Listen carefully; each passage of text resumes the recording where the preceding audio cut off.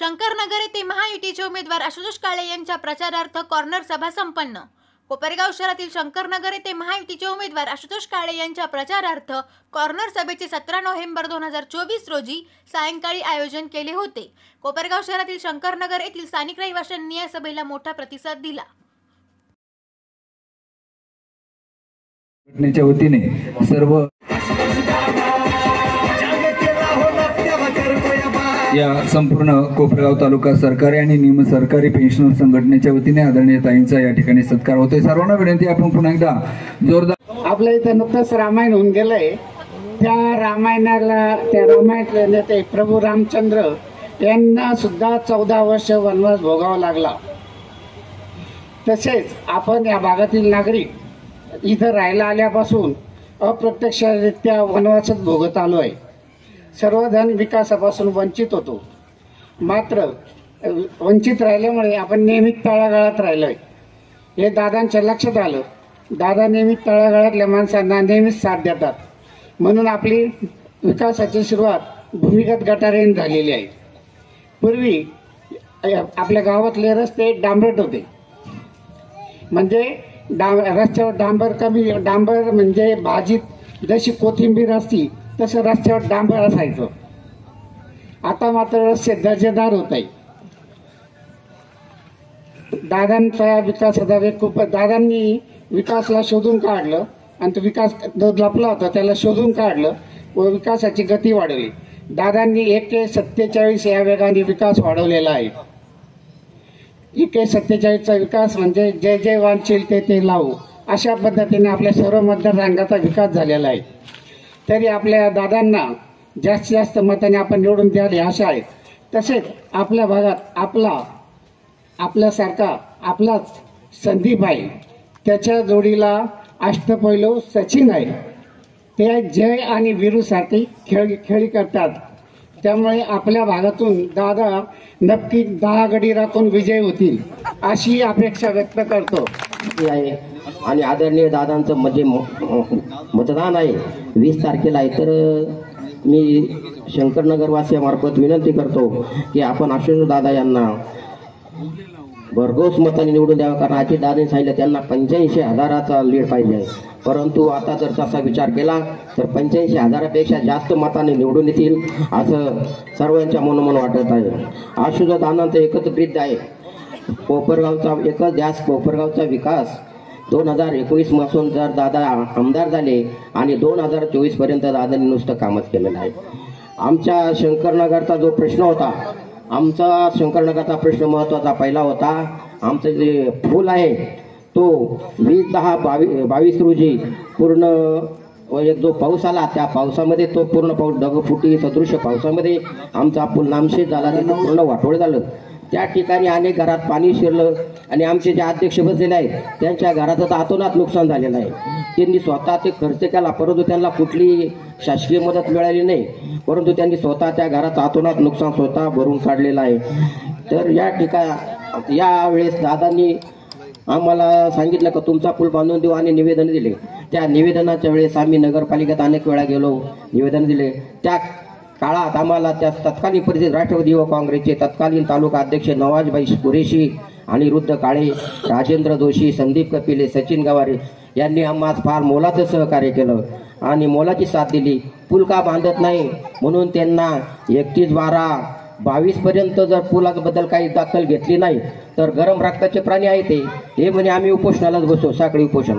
त्यांना निवेदन दिल्यानंतर त्यांनी आम्हाला 31 तारखेच्या आत आम्ही पूल बांधू आणि 1/1/23ला जे तुमचं उपोषण आहे ते स्थगित करा।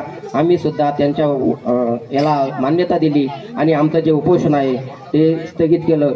मागच्या वर्षी 15 ऑगस्ट 23 रोजी आमच्या या पुलाचं भूमिपूजन झालं दादांच्या हस्ते आणि त्याला 32 लाख रुपये अनुदान आणून दादांनी एकदम चांगल्या प्रतीचा पूल बांधून दिला। आज त्या पूल आम्हाला इतका काही भरगच्च पूल आहे की चांगला पूल आहे। आम्हाला त्या पुलाबद्दल म्हणजे यापुढे किती पाऊस आला, पूर आला तरी आमच्या या ठिकाणी कुठलंही नुकसान होणार नाही याची आम्हाला गॅरंटी आहे।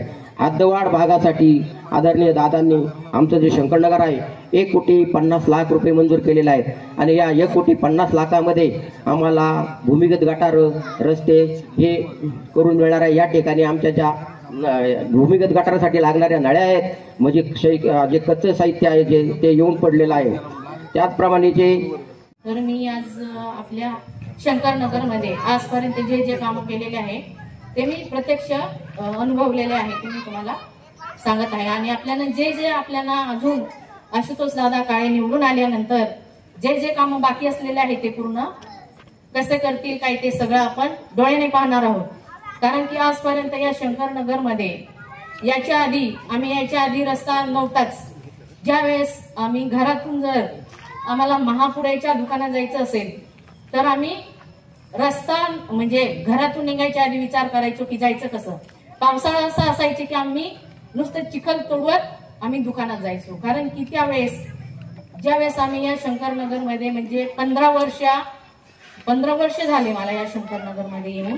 कारण की त्यावेळेस या शंकरनगरमध्ये म्हणजे काहीच नव्हतं।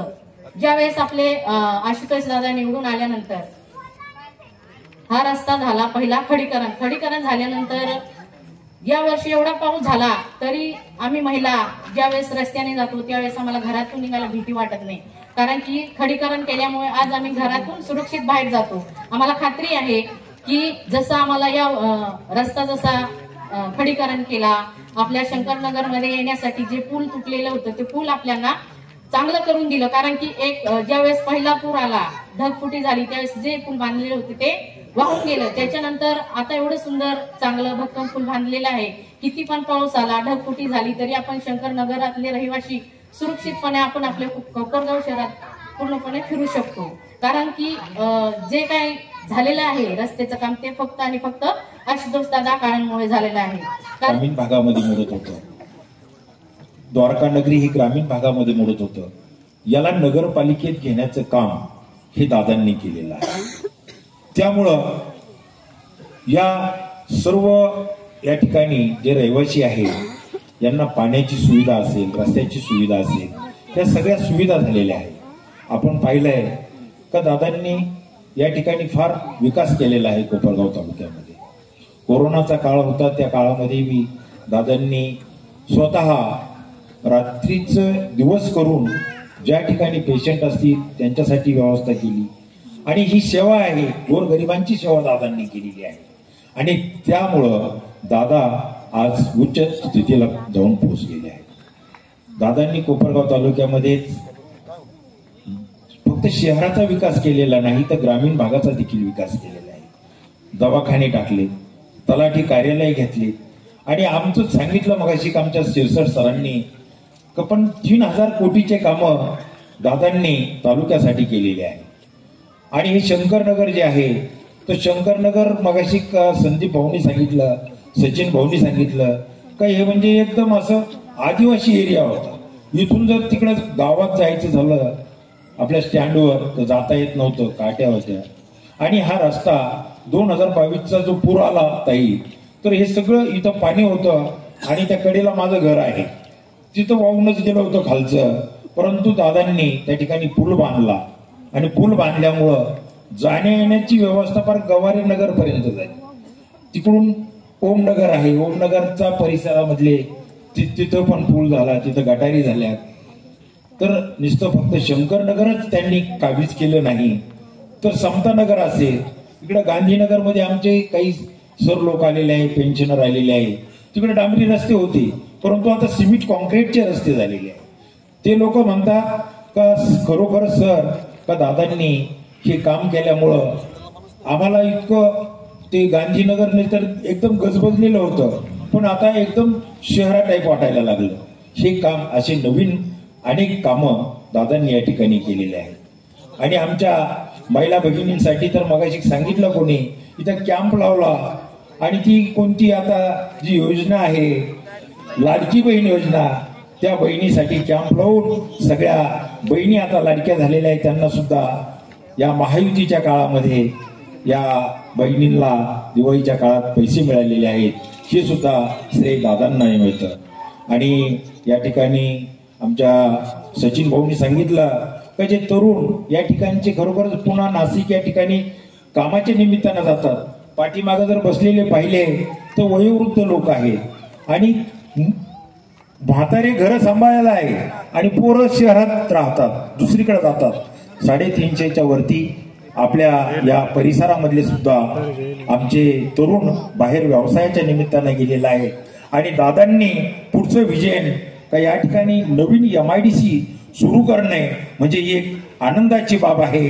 आणि आम्ही या ठिकाणी आपल्या सभेस आमच्या शंकरनगर, ओमनगर, द्वारकानगरी यांच्या वतीनं आपल्याला आत्मविश्वास देतो का दादांना या ठिकाणी प्रचंड मतांनी हा वार्ड निवडून देईल. 1 नंबरचं जे त्यांचं आपलं 1 नंबरला जे घड्याळाचं चिन्ह आहे, सचिन भाऊनी सांगितलं आणि आमच्या संदीप भाऊनी सांगितलं, इतकं दाबा.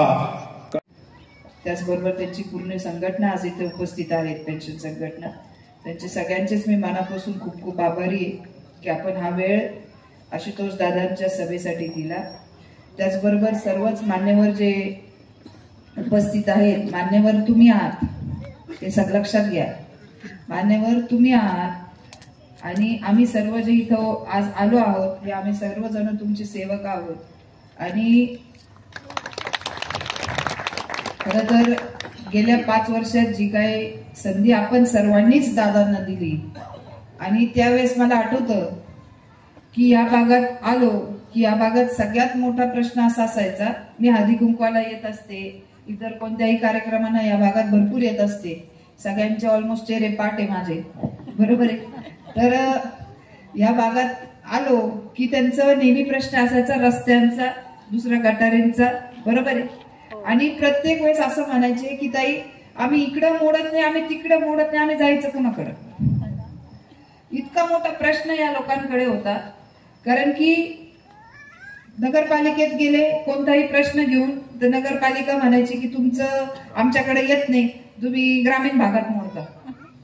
ग्रामीण भागात जायचं कुणाकडे हा मोठा प्रश्न त्यांना असायचा. जाऊन जाऊन ते जेऊर पाटोच्या तिथे जायचं. मला आठवतं जेऊर पाटोच्यात गेले तिथं पण ते म्हणायचे नाही नाही तुम्ही शहरातले लोक आहे. मग अशा परिस्थितीत यांचे काम कसे होणार, या गोष्टीकडे लक्ष देऊन आशुतोष दादानी ही जी हद्दवाढ जे काही कोपरगाव ग्रामीण असं याला अगोदर नाव होतं, या भागाला हक्काचं कुणीच नव्हतं आणि म्हणून दादांनी त्यांना वाढीव भागामध्ये कोपरगाव नगरपालिकेला जोडलं गेलं. आणि ते जोडल्या गेल्यामुळे आज आपल्याला प्रत्येकाला एक हक्काचं ठिकाण आहे की आपण जिथं जाऊन आपण मागू शकतो की मला हे सुविधा पाहिजे किंवा माझी ही सुविधा आपण देणे आहे. हे आज आपण मोठ्या मनाने जाऊन तिथं बोलू शकतो. आधी आपल्याला माहितच नव्हतं कुठं जायचं, इकडे गेलो का तेच, तिकडे गेलो का तेच. त्यानंतर जे काही विकास कामे आपल्या इथे झालेले आहेत, माझ्या अगोदर भरपूर जणांनी सांगितले, शंकरनगर या भागामधला सगळ्यात महत्वाचा तो पूल झाला. आणि त्या पूलच्या कारणामुळे मला आठवतं की ते पूलचं काम पण कुणी घेत नव्हतं. ज्यावेळेस तो टेंडर निघाला ते पूलचं काम घ्यायचं होतं त्यावेळेस कुणीही ते काम देखील घेत नव्हतं. कारण की सगळेजण म्हणायचे की त्या भागात अजिबात मागे पुढे रस्ते नाहीये आणि ते पूल एकदमच असा तो उंच करायचा होता, तो एकदम आपल्याला कठीण करायचा होता आणि तो जुना पूल होता त्याची परिस्थिती खूपच वाईट होती आणि तो पडला पण ऑलमोस्ट. तर कुठेतरी जाऊन कुणाला तरी दादांनी सगळ्यांनी मिळून सगळेच होते त्यावेळेस तिथे की हा पूल झालाच पाहिजे आणि हा पूल जर झाला नाही तर हे जे लोक आहेत किंवा हा जो भाग आहे हा गावापासून तुटला जायचा. मुलांना शाळा जायला म्हणजे खूप मोठा प्रश्न असायचा. आणि मी मुलांचंच बोलेल कारण आपण जरी 4 दिवस किराणाने घेतलं तरी चालेल, पण मुलं रोज शाळेत जायला पाहिजे ही प्रत्येकाची इच्छा असती कारण आपण कष्ट त्यांच्यासाठीच करतो, बरोबर आहे. आणि आज या पुलामुळे किमान पावसाळा आला किंवा काही परिस्थिती जरी झाली तरी देखील आपण आज सहजपणे आज आपले मुलं म्हणतात की मी जाऊन लगेच आणतो ती गोष्ट, बरोबर आहे. लगेच आपण जाऊ शकतो, पटकन जाऊन कोणतीही वस्तू घेऊन येऊ शकतो. शाळेत आपल्याला कधीच कोणत्याही प्रकारे आता प्रश्न येत नाहीत. याच्या व्यतिरिक्त इतर भरपूर सारे कामं अजून देखील या भागात करायचे आहेत. मी असं या भागाला खरोखर मी सांगेन की नवीन भाग असल्यामुळे आपल्याला दिसेल की पहिल्यांदा इकडे म्हणजे खडी झाली असेल, डांबर असेल, पहिल्यांदाच पाहिलं. म्हणजे मी पण स्वतः पहिल्यांदा पाहिलं, तुम्ही पाहिलं, पण तुम्ही पण पहिल्यांदाच पाहिलं हे मला पण माहिती. म्हणून खरोखर या भागामध्ये आपल्याला सगळ्यांनाच महिला म्हणून, पुरुष म्हणून, कसं असतं, महिला खुश असल्या का पुरुष ऑटोमॅटिकली खुश असतो. आणि पाणी प्रश्न असेल, लाडकी बहीण योजना असेल, या सगळ्या गोष्टींमुळे काय होतं, पाणी भरायचं म्हटलं ते शेवटी पुरुषालाच उठावं लागतं की बाबा उठा, किंवा मुलालाच म्हणावं लागतं उठा. ते जड कितीने म्हणलं ते काय भरायचंय त्याच्यानंतर उचलायचं, ते उचलायला तर आपल्याला माणसांनाच सांगावं लागतं की उचला बाबा, एवढं जड येते. काय काय महिला करतात, परंतु खूपशा महिला मुलांना, आपल्या मुलींना, आपल्या घरातले जे पुरुष असतात त्यांनाच सांगतात. म्हणून पाणी हा प्रश्न खरं तर प्रत्येक ठिकाणी सांगितला जातो कोपरगावमध्ये की महिलांचा आहे, नाही, प्रत्येक कोपरगावकराचा आहे. माझं वैयक्तिक मत आहे की सगळ्या पुरुषाचा, घरातील महिलेचा, मुलाचा, मुलीचा, सगळ्यांचाच प्रश्न येतो. कारण प्रत्येकाला ती जबाबदारीने पाणी भरावं लागायचं. म्हणजे अक्षरशः 3 वाजता जर 4 वाजता जर पाणी येणार असेल तर कॉलेजमधून लवकर यावं लागायचं मुलाला, की आईला मदत करावं लागेल पाणी भरायला. अशा परिस्थितीत आपल्या कोपरगावांनी काही दिवस काढले, परंतु आज ती वेळ आपल्यावरती नाही आणि आपण आज 3 दिवसाआड पाणी घेतो. सर्वजण मला असं वाटतं खुश आहात का तुम्ही? नक्की? पुरुष नक्की का? तर पुरुष सुद्धा. तर खरोखर लाडकी बहीण योजनेबद्दल देखील भरपूर जण बोलले. हे पहा, एक समजून घ्या की 1500 रुपये ही खूप मोठी रक्कम आहे. आज आपण जे काय बोलतो की मुलांना आज रोजगारासाठी आपण MIDC आणतोच आहे, परंतु महिलांना देखील कुठेतरी त्यांचे देखील हात बळकट व्हावे यासाठी ही जी योजना राबवली गेली, ती योजना कशी राबवली गेली ते देखील माझ्या अगोदर कुणीतरी सांगितलंच आहे, बरोबर आहे. आणि आपल्या घरी फॉर्म येऊन आपली योजना जर आपल्यापर्यंत येते तर मला नाही वाटत आपण यापेक्षा अजून भाग्यवान आहोत, म्हणूनच इथपर्यंत फॉर्म येत आहे, बरोबर आहे. आज ते 1500 रुपये रक्कम ही खूप मोठी रक्कम आहे. प्रत्येकाला कुठे नाही तर कुठे बळकट करते. नाही तर याच्या अगोदर महिलांची परिस्थिती अशी असायची की छोट्या मोठ्या गोष्ट घ्यायची जरी असली, म्हणजे साधा किराणा जरी घरात भरायचा असता तर आपल्याला 100-200 रुपयासाठी पतीची वाट पाहावी लागायची. ते येतील मग आपण जाऊ, त्यांच्याकडून 100-200 रुपये घेऊ, मग आपण घेऊन येऊ सामान. आज तशी परिस्थिती नाही. आज ते आम्हाला मागतात, बरोबर आहे. अशी गोष्ट झालेली आहे. तर खरं तर सर्वच महिलांचे हात बळकट नक्कीच या लाडकी बहीण योजनेमुळे झालेले आहेत. आज ती अभिमानाने जगू शकते, ती म्हणू शकते की नाही माझ्याकडे आहे, मी जाऊन मला जे पाहिजे ते घेऊ शकते, कुणाची वाट पाहायला मला गरज नाही, बरोबर आहे. आणि खरं तर सांगू का, आमच्या महिला अशा आहे की त्या काय सगळ्याच पैसे काय लगेच म्हणजे जातात बाजारात, घेतात, जी गरजेची गोष्ट आहे.